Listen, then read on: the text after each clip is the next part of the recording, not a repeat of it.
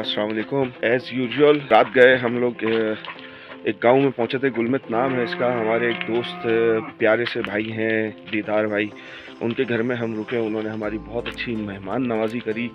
ये एक गांव है, तकरीबन 250-300 घरों के ऊपर मुश्तमिल है और इसका इंफ्रास्ट्रक्चर भी बड़ा यूनिक है। यहाँ पे घर बनाने का तरीका भी बहुत ही यूनिक किस्म का है। कंस्ट्रक्शन इंजीनियरिंग इन्वॉल्व है इसके अंदर, क्योंकि यहाँ पे एक्सट्रीम वेदर के अंदर बर्फ़बारी भी होती है और ये लोग कहीं छोड़ के नहीं जाते हैं, ये लोग यहीं पर ही रहते हैं। तो आइए, अभी हम सुबह हुई है हमारी, तो नाश्ता करेंगे और फिर उसके बाद रवां दवा होंगे दूसरी जगहों की जानिब।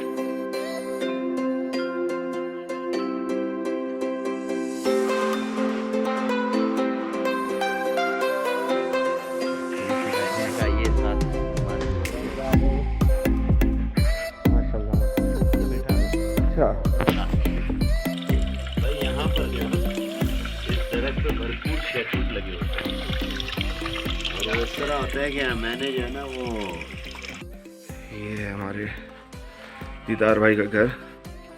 नाश्ते के लिए वेलकम करते हैं।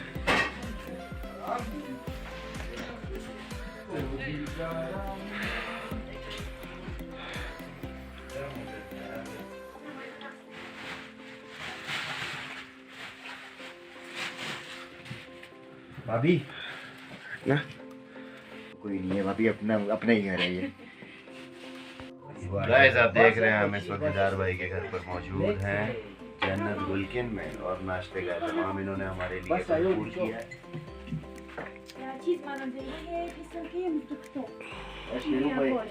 अंडा नहीं मिला ठीक है बाजार में, कोई मतलब नहीं भाई, कोई मतलब नहीं जो बाजार में नहीं मिल रहा।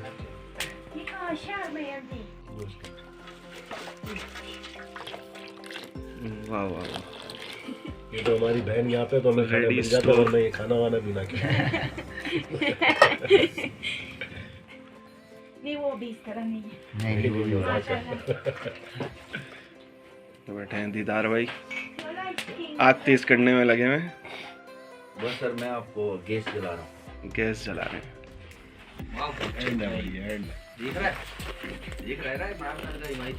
ये क्या है दीदार भाई? ये स्पेशल रोटी है सर। क्या स्पेशलिटी है? मतलब इसमें ये है कि आप कहीं पे भी इसको एक हफ्ता तक इस्तेमाल कर सकते हो, खराब नहीं होता ये। और ऐसा ही रहेगा। हाँ इसी तरह। ऐसे ही रहेगा।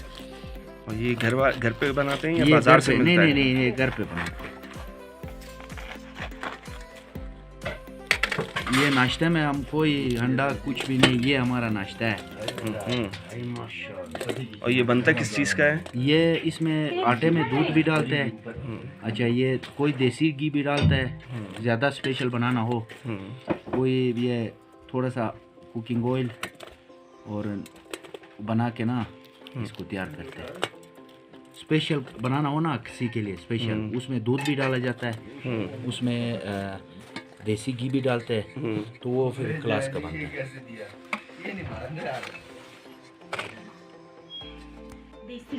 वाह, देखिए देसी मक्खन घर का तैयार हुआ हुआ गाय के दूध का। वाह वाह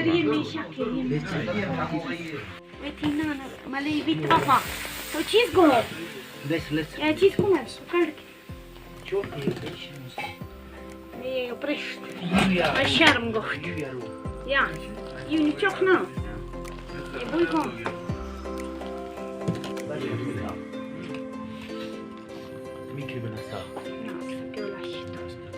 Weer in mijn tjeuge kam kast bevat.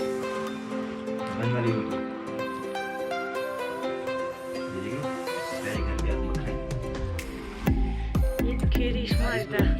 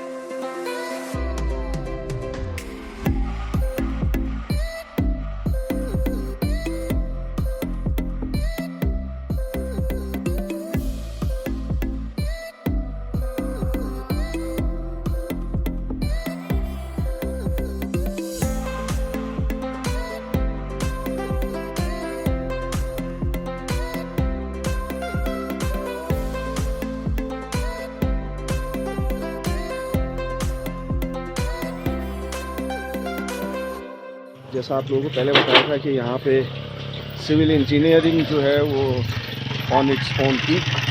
यहाँ पे घर बनाने के तरीक़ेकार भी अलग होते हैं, सीवरेज के निज़ाम भी अलग होते हैं और हीटिंग सिस्टम जो है वो भी अलग होता है। अब तक जो है वो इस गांव के अंदर एक्सेस नहीं होता था, मगर अब यहाँ पे इन्होंने बताया कि आने वाले दिनों में इस गांव के अंदर एक गेस्ट हाउस बन रहा है। जो मेरे पीछे आप कंस्ट्रक्शन देख रहे हैं ये गेस्ट हाउस की है। तो इंशाल्लाह आने वाले 1-2 साल के बाद आम लोग भी इस गांव के अंदर एक्सेस कर सकते हैं और एक अच्छी सी विलेज लाइफ का मज़ा ले सकते हैं, एक पीसफुल एनवायरनमेंट का मज़ा ले सकते हैं और इन हसीन वादियों को देख सकते हैं एक सेंटर ऑफ द वैली से। बिल्कुल। तो आप ये बताएं कि ये कब तक क्या नाम होगा, कब तक तैयार होगा, कुछ आइडिया? हाँ, इसके लिए कोई 1.5 साल मज़ीद लगेंगे। तो अब जब स्टार्ट किया है तकरीबन 10 महीने हो रहे हैं, ये काम जारी है। इसका चारदीवारी वगैरह या हम यहाँ नेचुरल जो लोकल मटेरियल है वो इस्तेमाल करते हैं। मेरा नाम शौकत है और ये जो कंस्ट्रक्शन हो रहा है ये मेरा है और एक भाई है वो कनाडा में है। मैं बेसिकली बाय प्रोफेशन एक स्कूल का प्रिंसिपल रहा हूँ। ओह माशाल्लाह। जी जी, कोई 30 साल का मेरा सर्विस है एजुकेशन में। वाह। तो अब रिटायर हो के अब इस तरीके से अपना रोज़गार का कोई एक सिस्टम बनाने की उसमें अच्छी बात है। भाई कोई नाम सोचा आपने अभी इस गेस्ट हाउस का या नहीं? ये होगा Arbab guest house. Arbab guest house जी, या अरबाब हाउस भी रख सकते हैं। सही है। शौकत भाई ने अभी से ही नाम जो है वो हमें डिस्क्लोज कर दिया कि अरबाब के नाम से होगा, चाहे वो गेस्ट हाउस हो, मोटेल हो, होटल हो, वो इनकी मर्ज़ी है, मगर अरबाब जो है वो इनका मेन वर्ड है, फैमिली है। अच्छा फैमिली नेम है। तो वो अरबाब जो है, अरबाब के नाम से आपको इंशाल्लाह ये गुलमित में एक अच्छा सा गेस्ट हाउस मिलेगा गुलकिन में। तो आज हम इसको पिन लोकेशन करते हैं ताकि आने वाले वक्तों के अंदर हम बता सकें गूगल मैप को कि भाई ये अरबाब हाउस है, अरबाब गेस्ट हाउस है, यहाँ पे आप रुक सकते हैं। इनका इरादा ये है कि ये एक वन पोर्शन जो है वो ट्रेडिशनल हाउस का बनाना चाह रहे हैं ताकि लोग यहाँ पर जो भी आए वो यहाँ की सकाफ़त को देख सके, यहाँ के रहन सहन को देख सके। जिसको घरों में जाने का एक्सेस नहीं होगा वो यहाँ पे इनका ट्रेडिशनल हाउस देखेगा और बाकी के बराबर वाले फ्लोर में इनका इरादा ये है कि 2 से 3 फ्लोर डाले जाएँ ताकि गेस्ट ज़्यादा से ज़्यादा आ सकें और ज़्यादा से ज़्यादा ये लोग खिदमत कर सकें। Thank you. Let's go.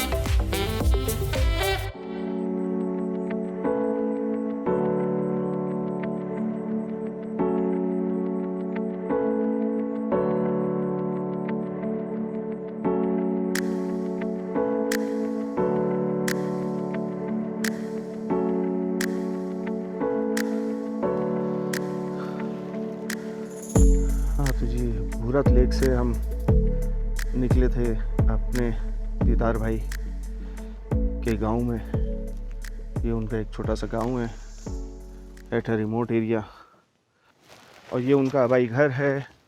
यहाँ पे पहले ये लोग इसी तरीके से रहते थे, और क्या तरीका है इनका, वाह ज़बरदस्त सादगी। और ये देखें, इस तरह से ये गलियां डिज़ाइन हुआ करती हैं पहाड़ी पत्थरों से।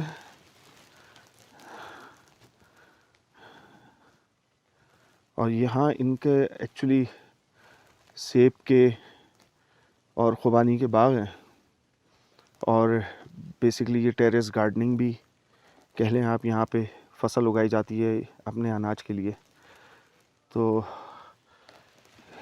फार्मर्स एरिया है बेसिकली। अब हम चलते हैं नीचे की तरफ बाग में। उन्होंने बोला है सेब तो सब ख़त्म हो चुके हैं, ऑफ सीज़न में आए हैं। ये देखें, सुभान अल्लाह।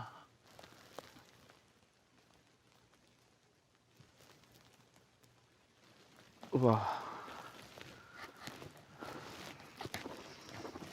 ब्रीदिंग प्रॉब्लम है, सांस जो है वो यहाँ पे चल रहा है। Look at the colours. इस मौसम का भी अपना ही मज़ा है।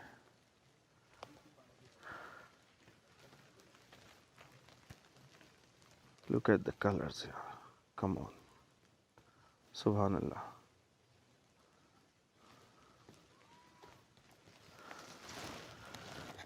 झरने छोटे छोटे जो कि अब रुक चुके हैं क्योंकि ऊपर फ्रीजिंग पॉइंट आ चुका है। पानी जो है वो बर्फ़ में तब्दील हो रही है, और ये देखिए, सुभान अल्लाह।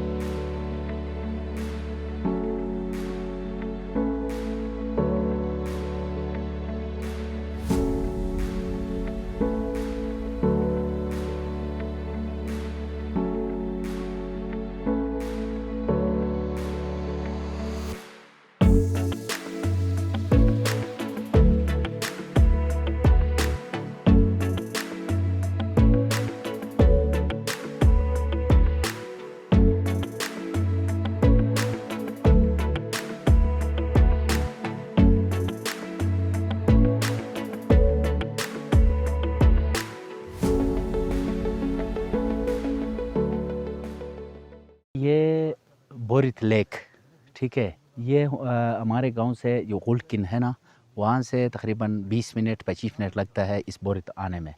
हम लोग स्पेशल इधर आते हैं अपने ये दरख्तों को पानी देने के लिए, अपने ज़मीन को पानी देने के लिए। तो हमारे जो सेब नहीं है, अब ये जो दरख्त बाग बनाया हुआ है, इसमें हम छोटे दरख्त डालते हैं, वो 15 साल में 20 साल में तैयार होके फल देना स्टार्ट करता है। इसी के अंदर अभी मुख्तलिफ फ्रूट है, अखरोट भी है, अच्छा शातूत है और आलू बुखारा है। तो ये इसमें ये क्या हम क्या करते हैं, 8 साल 10 साल इसी चीज़ से हम दुश्ता कहते हैं इसको, इस दुश्ता से निकाल के ना फिर हमने अपने ज़मीनों में लगा देते हैं। फिर ये जैसे ही बड़ा 2 साल 3 साल के बाद ना, 8 साल के बाद हम निकालते बाहर, तब तक वो नहीं देते हमें फल।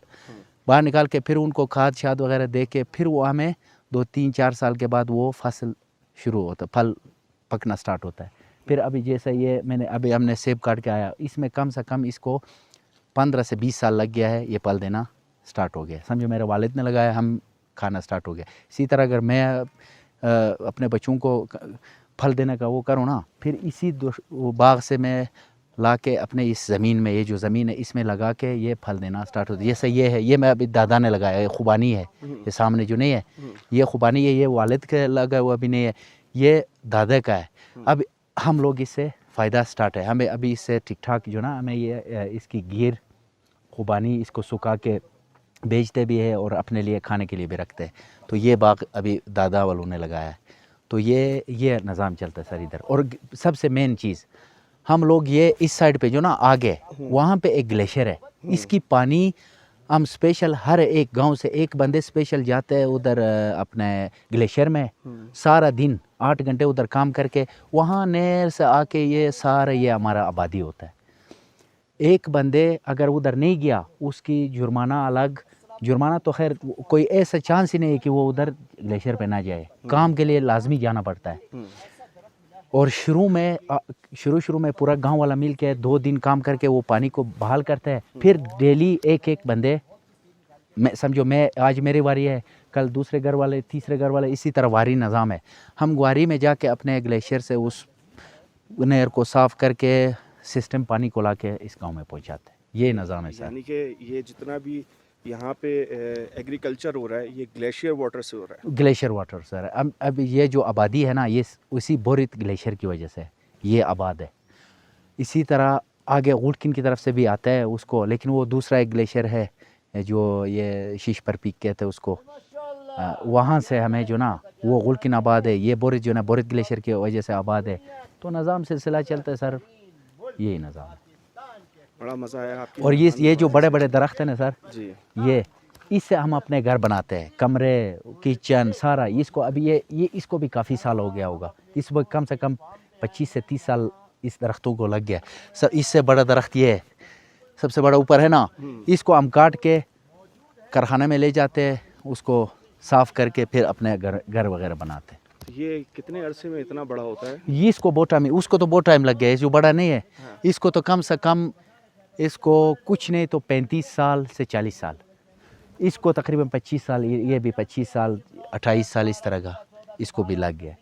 तो ये भी फ़ायदेमंद है, बहुत फ़ायदेमंद। अभी अगर ये मैं बाज़ार से ले लूँ ना, ये कम से कम मुझे 24 से 25 हज़ार का एक दरख्त मिलता है, या 30 हज़ार, जाके 35 40 मुख्तलिफ 50 60 तक, जितना वो बड़ा है इतनी उसकी मोटा होगा उतना उसकी प्राइस ज़्यादा है। तो इसी दरख्त की वजह से हम डेली जाते हैं उस पानी के देने के लिए। सही। तो ये ताकि अपने हमारे बच्चों को भी काम आए, हमारे लिए काम आए, तो ये सिलसिला चलता है। आपके तो दादा ने उगा दिया जो आज आप खा रहे हैं? आज खा रहे हैं। हमारे ये वालिद साफ़ किए सारे, ये वालिद ने डाला है। उससे पहले जो अभी वालिद ने उसको काटा है ना, वो फिर दादा ने डाला था। इसी तरह अपने बच्चों को मतलब बनाना पड़ता है। तो आपने अपने बच्चों के लिए यहाँ पे उगाया कुछ? मैंने अपने पोतों के लिए? हाँ, मैंने अपने बच्चों के लिए उधर, वो जो उससे आगे है उधर डाला हूँ, लेकिन मेरे वालिद ने इतना डाला है कि वो मेरे लिए भी है, मेरे बच्चों के लिए भी है। लेकिन डालना चाहिए उसूलन। मुझे टाइम अगर मिलता है तो, अभी हमारा कुछ मसरूफियात ऐसा है कि ये उसकी वजह से, मतलब ये सारा कुछ बाज़ार से लेने की वजह से हम ये दरख्तों को इतना टाइम नहीं दे सकते। तो ये शहरी मशरू वही मामला हो गया।